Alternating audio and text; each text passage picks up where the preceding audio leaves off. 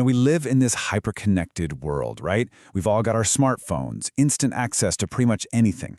But what if I told you that just beneath that surface, there's a massive hidden divide, a chasm that's shaping everything from our economy to our health? Okay, let's get into it. We're talking about what's known as the Great Digital Divide. And no, this isn't just about your Wi-Fi being a little slow. It's way, way bigger than that. It's a fundamental split that's creating two totally different worlds on the very same planet. To really get a handle on the sheer scale of this, I want you to just think about one number, 2.6 billion. Yeah, that's how many people are still completely offline. We're talking about nearly a third of the entire human population, just cut off. They have no access to things many of us do every single day, like online banking, remote learning, or even telehealth. And this gets to the heart of what experts call technological segregation. It's this stark gap between the tech haves and have-nots, especially between developed and developing countries. And it's not just about who gets to use the tech, but who gets to create it in the first place. So what's driving this? We'll just look at this chart. This is the $109 trillion global stock market. And see that enormous blue slice? That's just the United States, making up almost half of the entire pie. All that concentrated wealth is what fuels the technological dominance of these developed nations. And here's the scary part. This problem isn't just sitting still, it's actively getting worse. What might have been a small crack a few decades ago has now become a massive, gaping chasm that's separating countries and their chances to grow. This map is a perfect illustration of what's happening. It shows where new ideas are being born and protected. The darker the red, the more patents are being filed. And you can see it plain as day. Almost all of that innovation is happening in just a handful of places. So what happens when all that innovation is stuck in one place? Well, it has a huge economic impact. Take a look.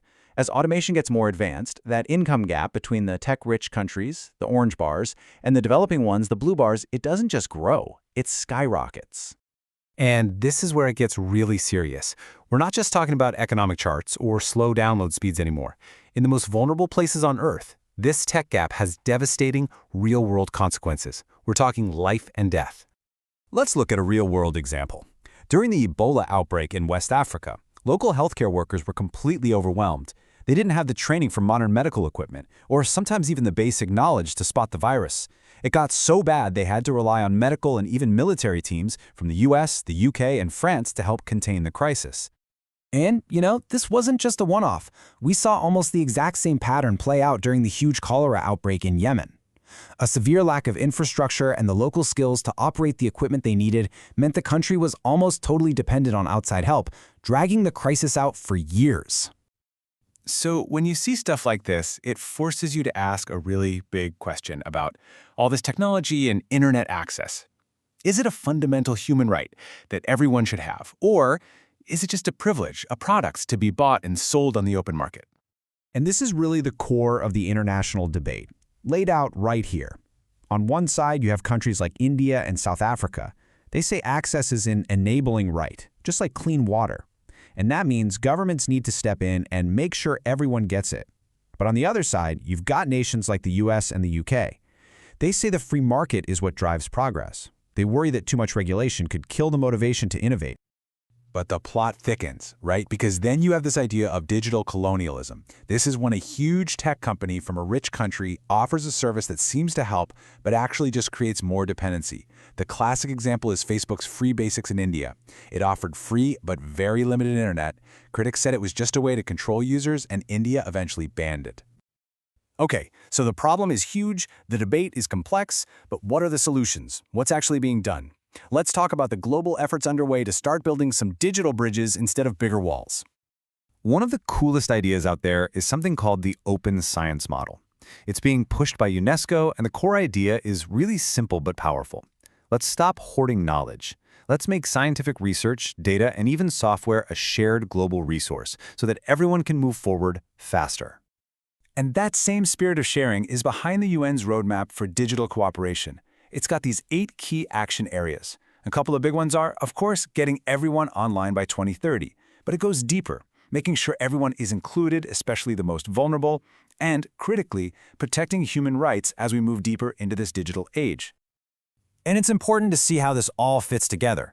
This isn't some side project for the UN. It's tied directly into their huge Sustainable Development Goals, specifically Goal 9, all about innovation, and Goal 10, which is focused on reducing inequality, both inside countries and between them.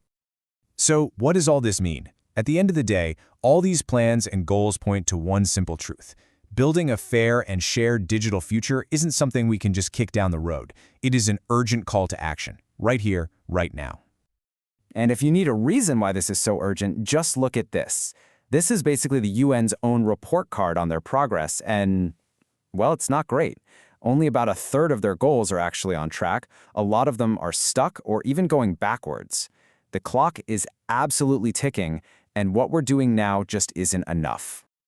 So, I'm going to leave you with this quote that I think just perfectly sums up this entire conversation. Innovation without inclusion is just exclusion at scale. It's a really powerful reminder that as we build the future, we have a choice to make. Are we building it for everyone, or are we just building it for a select few?